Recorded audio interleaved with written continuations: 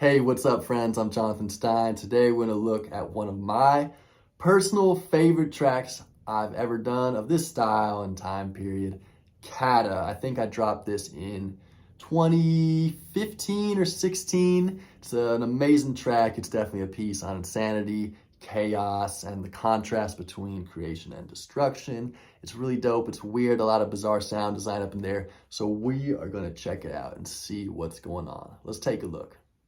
All right, let's check this project out. So looks like I got my big groups, drums, instruments, master is looking very simple, and let's just push play. Okay, so the first element is this very simple single oscillator saw wave. It doesn't even have filter drive. Wow. Okay, yeah. I mean, obviously all this stuff is super out of date compared to where the devices are at now. Looks like, yeah, it has a little tiny bit of a slow wiggle. I guess the tiniest bit of pitch envelope. Obviously, glide is a big part of the sound. Chorus. Okay, yeah, and then there's just a lot of brilliance added from this. A lot of brilliance being added by that multiband. Okay, that's a big part of the sound. So a lot of people ask me about this chord progression. I think it started out with me just playing some chords on push, and then I went in and touched them up. But I mean, as you can see, it's just this steady, steady, steady, steady, steady rise, and that's what makes it very, very exciting.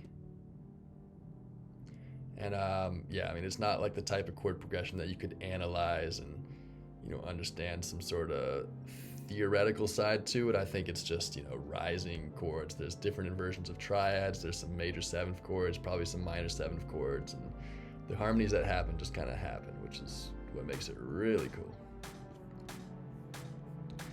And then the counter to that is this downwards melody, where it's kind of the same thing. I kind of just respected the harmony of that first chord progression and just made this descend to have a contrary upwards motion versus a downwards motion. It's all about contrast for this track. This big rising sense here. That's the same chords on this kind of like spooky choir pad. That's cool. The drums are doing classic, very typical build-up stuff. Downbeat claps, fast little snare rolls. And here we go, we're about to drop. Before we drop, let's take a look at this scratch right here. Now I'm gonna unfreeze a couple of these things that don't need to be frozen. I think at the time I was just doing it for CPU reasons. That's not so important now. But then some of these elements here, which are specific packs, I will keep frozen. So this riser is, yeah, it's got some weird sort of cross-modulated thing. Sine, triple sine, okay. Yeah, I remember really enjoying that riser. It has like a very like buzzsaw feel to it. Okay, here we go, we're dropped in. So the big signature thing to this track is this, one, the weirdness of the drum pattern, but also the intensity of the sub pattern. And that's like what makes this track. And like, as soon as you hear the sub and the kick together, it pisses you off, basically. It's just really, really agitating. And the interesting thing about this, okay, the drums are super syncopated. There's nothing on downbeats, basically. It's very, very bizarre. A lot of weird snare layerings. Very, very just chaotic and clownish almost. But I mean, you listen to the kick and it's not a hip hop kick in any way. It's like a very bitey, honestly not a great kick, It's all about this guy right here. This quote unquote sub, I mean, by today's standards, I don't even think qualifies as a sub.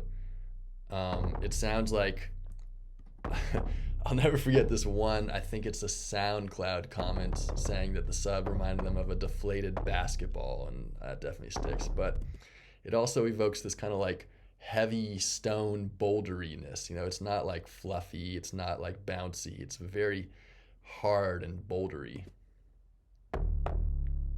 Very bitey when it's like, once again, not very pleasant.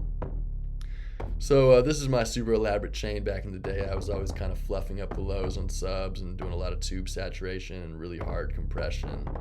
I'd say the big thing that makes the sound what it is just the overdrive. So this is without it, which is nice because there's already a lot of good other things happening. Yeah, if you take out the tube drive, then almost there's nothing left. I mean, the interesting thing about the sub is if I undo this chain, yeah, it's just the teeny tiniest little puff of noise. So it's really all about the saturation and drive happening here. But in the end, I mean, it comes together to make this crazy combo with the kick. That's just, once again, just really agitating and irritating, and just kind of pisses you off. So the other big part of this track is this kind of like circus, clown, carnival, chromatic trickle down. And that's just done with a pair of collision resonators, marimba, and tube. And I always found this weird little squeaky resonance on this collision really special. I think it's from the second resonator. Oh, it's actually from the first resonator, and the actual more pitched plot part comes from the second one. It's so interesting. Nothing too crazy even happened here. I mean, it looks like I'm really squashing my lows. And that's really it. A bit of reverb, and that's it. Cool. So yeah, this combined with those elements in the drums. I mean, there's some wildcard sounds like the gunshot, which kind of just evokes this just being blasted in the face thing. Boom. There's a duck noise that comes in halfway through. I don't know why that's what I think of there, but it's kind of a lot of deflecty stuff. Oh yeah, I did a lot of this kind of Haas style effect, just 32 milliseconds delayed on each side. Give it this very under the bridge echoey sound. And then looks like this is just a pair of out of tune saw waves to make a duck noise. And then there's some like girl's voice that's just repeating forever. Just kind of adding to the obnoxiousness of this drop. And that's what makes it. Okay, simple enough, right? Oh, I always really liked this girl's laugh. It was just, so like after the most maniacal chaos, it's just, so like, that was fun, just making light of something pretty fucking insane. Which is kind of the point of this track. It's a piece on insanity and chaos and the contrast and cycle of creation versus destruction. The build-ups being these big gestures of creation and uplifting sense, and the drops just destroying everything that's ever existed. Okay, cool. So drop 2 just builds on drop 1. There's a lot more percussion works and syncopated claps. A lot more of that stuff will be happening. And it just picks up much more quickly. Already we've got the melody happening, and it's going to escalate an entire 4 octaves up. Okay, here we go. This is where it gets good. So now we've got this very cool, like, orchestral brass stab pattern.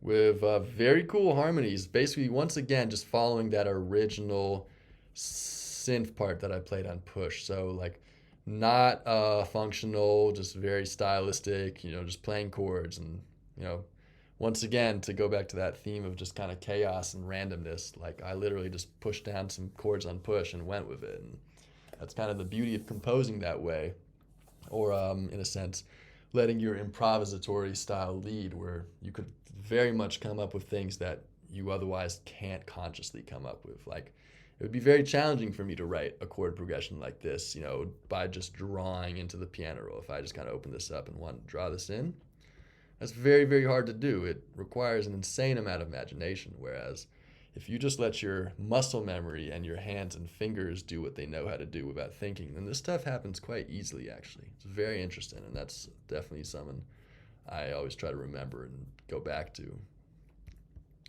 So same thing here. The other big addition here is this kind of like rising string melody.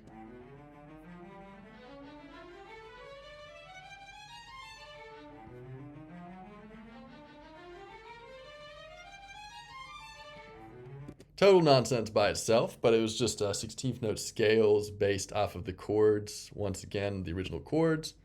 And man, those would sound good with real strings, but hey, working with what I got, especially at the time. And in the end effect is this very just dramatic, orchestral, just over the top, climactic moment where something is going to happen.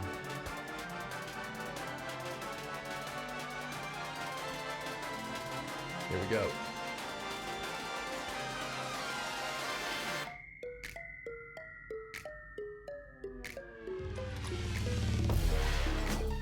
God damn. Okay, there's a lot to cover here. So first thing I did, not tremendously unusual for this style of track. I just added a little bit of extra time here. It looks like one extra bar before the drop. Just to add to that feeling of suspense, like what is going on, what's gonna happen, when is it gonna happen? And it happens. So the big thing that really just makes this second drop just completely obliterating is this chord bendy. I did this type of stuff a lot. It's done with an operator. I'm going to unfreeze it. No need for it to be frozen.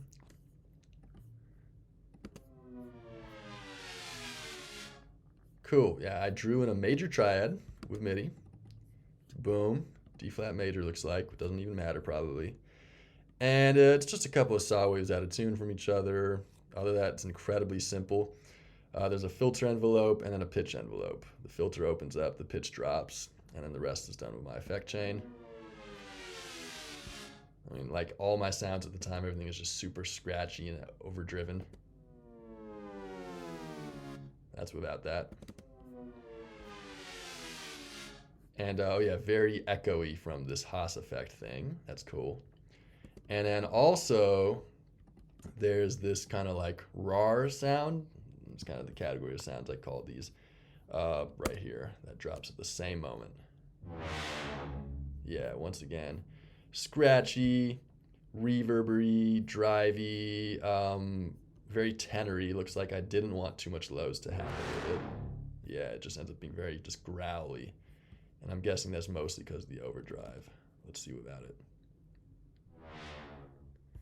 Yeah, there's not a crazy amount happening without that. I mean, it's cross-modulated, and it's a whole bunch of sine waves and some noise. And that's the end result. And that put together with all these other elements.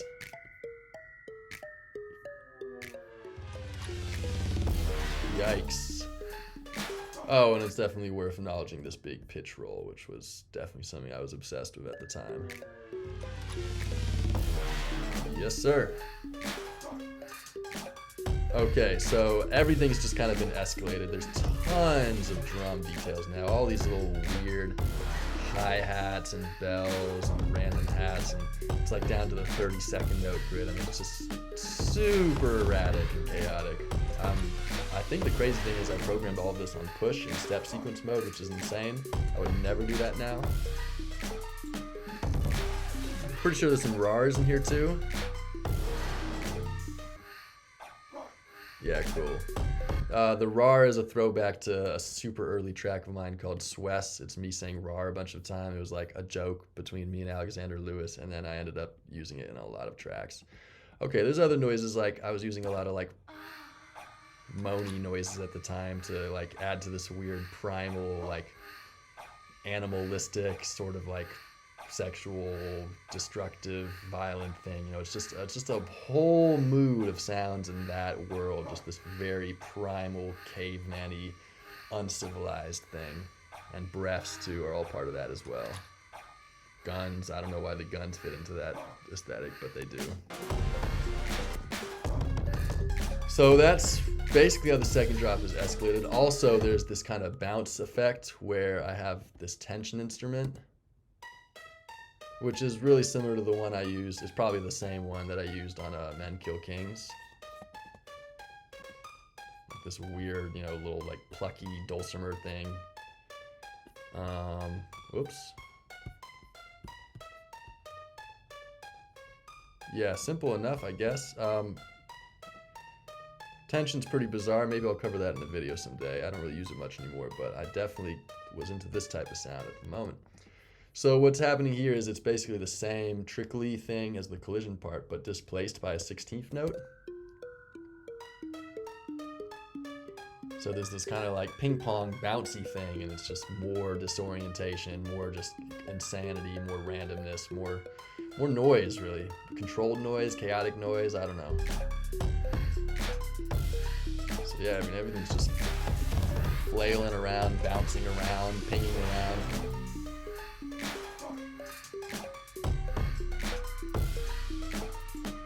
It's pretty insane.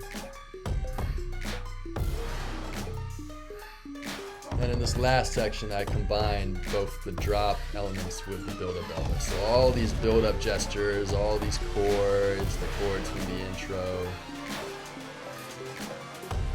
are all happening on top of the drop stuff, the single bass note and everything. I mean, it's absolute nonsense.